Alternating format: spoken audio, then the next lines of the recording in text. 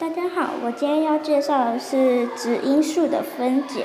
那么什么是质因数的分解呢？质因数的分解就是把一个数用质因数相乘的形式表示出来。那么我们今天的例题就是12的组成可以是2乘以6。那么我们刚才就说过了，要用质因数的相乘形式表示出来嘛，所以呢，6它不是质数，它是合数，所以我们就要继续分解下去。然后2它是质数了，所以就可以先把它留在那。那么6的组成就可以是2乘以3。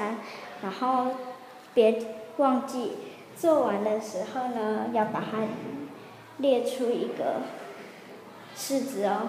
这样大家是不是都会了呢？